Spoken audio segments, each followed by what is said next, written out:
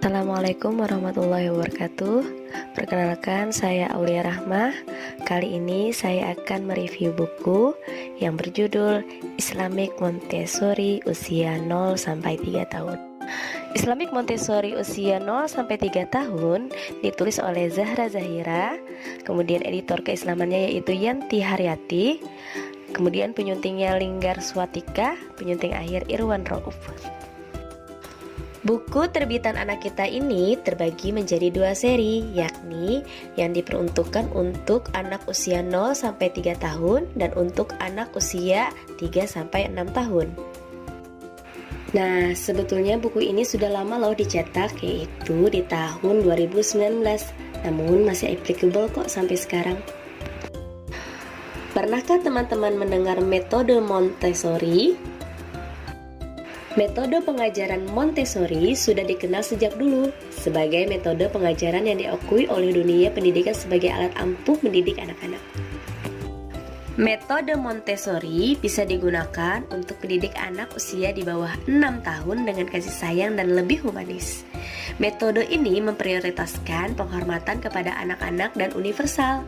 Bisa diaplikasikan lintas ras, budaya, suku, dan agama. Zahra Zahira yang berlatar belakang seorang pendidik yang belajar langsung di Melbourne Montessori School mengadopsi metode Montessori dengan pendekatan Islami, sehingga lahirlah Islamic Montessori, yaitu sebuah metode pendekatan mendidik cara Montessori berfondasi nilai-nilai Islam. Pada dasarnya, pendidikan model ini bertujuan membentuk kemandirian anak dan mendekatkan anak-anak kepada Allah Subhanahu wa Ta'ala. Semua dimulai dari anak-anak di bawah 6 tahun. Caranya dengan memberikan benda-benda yang konkret atau nyata dan berinteraksi dengan makhluk ciptaan Allah. Dalam buku Islamic Montessori, panduan mendidik anak dengan metode Montessori dan pendekatan nilai-nilai Islami karya Zahra Zahira, kita akan memahami lebih lanjut metode ini sekaligus penerapannya yang bisa langsung dipraktekkan dalam mendidik anak pada fase Golden Age. Di buku ini dijelaskan kembali soal filosofi Montessori yang sesungguhnya, serta cara Miss Zahra menggabungkan nilai-nilai Islam dalam metode Montessori. Ada 10 filosofi Montessori yang diingatkan kembali dalam buku ini, seperti yang pertama, absorbent mind. Tahapan di mana anak-anak mudah sekali menyerap informasi dari mana saja. Anak-anak menyerap informasi dari lingkungan sekitar melalui panca indera. Penyerapan bahasa, pengembangan motorik, kognitif, dan kemampuan sosial. Maka sudah seharusnya sebagai orang tua memberikan teladan yang baik yang sesuai nilai-nilai Islam agar membentuk akhlak yang baik. Kedua adalah sensitive periods. Tahapan di mana anak-anak menunjukkan ketertarikan yang kuat terhadap benda atau aktivitas tertentu. Misalnya, Akmal lagi suka banget sama yang namanya hewan kuda. Dimanapun ada suara gemercing, dia teriak kegirangan menyebut kuda. Kuda, kuda, kuda. Padahal ternyata yang lewat adalah beca. Nah, dari sini kita bisa sisipkan bahwa hewan tersebut adalah ciptaan Allah. Kita sebut-sebut keagungan Allah dan kehebatan Allah dalam menciptakan macam-macam hewan termasuk hewan kuda. Yang ketiga adalah prepare environment. Kita bisa menyiapkan lingkungan yang kondusif untuk pembelajaran anak-anak. Misalnya, menyiapkan rak mainan atau rak buku yang sesuai tinggi badannya, agar terbiasa mandiri mengambil material kegiatan yang telah disiapkan. Yang keempat adalah follow the child, yang artinya memberikan kesempatan anak-anak untuk melakukan apa yang dia mau dan butuhkan, sehingga menumbuhkan rasa percaya dirinya, tentunya dengan memperhatikan nilai-nilai yang dianut dan tidak sebebas-bebasnya juga ya. Yang kelima adalah individual differences. Setiap anak itu unik dan istimewa.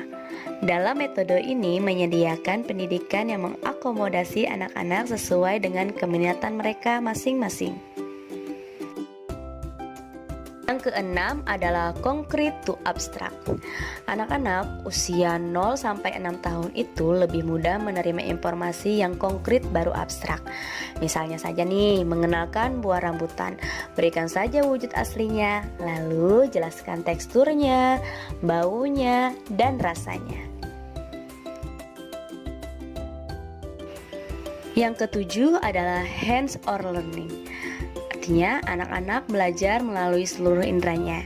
Anak-anak belajar menyentuh apapun dan merasakannya sendiri. Yang kedelapan adalah control of errors, di mana lingkungan dan material yang disetting dengan konsep Montessori memiliki kontrol kesalahan, sehingga anak dapat menemukan cara dalam memecahkan masalah tanpa intervensi orang dewasa. Contohnya, saat menggunakan pink tower, anak-anak tidak dapat menyusun tinggi apabila ia salah meletakkan salah satu kubusnya. Di saat itu, orang dewasa diminta untuk dapat menahan diri, tidak cepat mengoreksi, dan mengintervensi anak. Biarkan anak menyelesaikan masalahnya sendiri. Yang kesembilan adalah freedom with limits. Ini mirip follow the child sih menurut saya. Anak boleh melakukan apa yang dia mau, bebas bereksplorasi, tetapi dengan batasan-batasan tertentu. Jika membahayakan dirinya, ia harus dilarang dan diberitahu.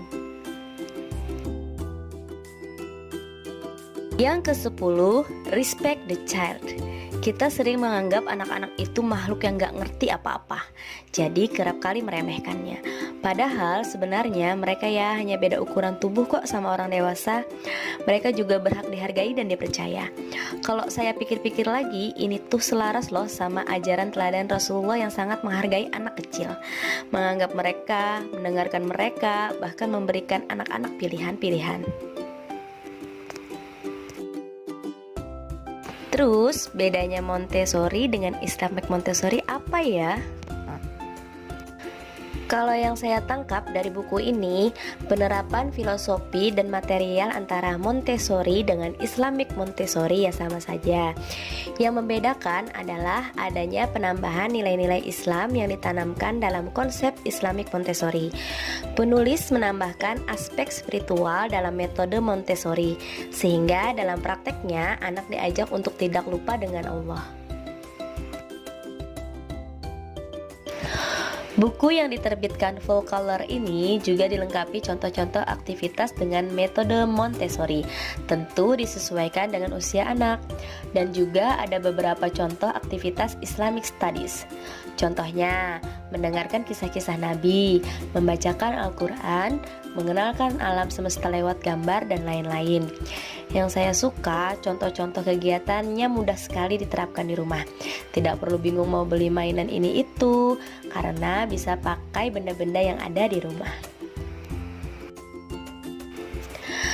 Hanya saja, menurut saya loh ya, aktivitas Islamic Studies yang dicontohkan kalah banyak sama contoh aktivitas lain yang menonjolkan motorik, kognitif, serta sensoris. Jadi kita improvisasi sendiri ya, nggak apa-apa lah ya, hitung-hitung mengasah kreativitas ibunya buat cari ide aktivitas lain. Sebagai referensi pendampingan untuk orang tua yang memiliki buah hati berusia 0-6 tahun, buku ini sangat membantu kita untuk mengoptimalkan tahap perkembangan anak.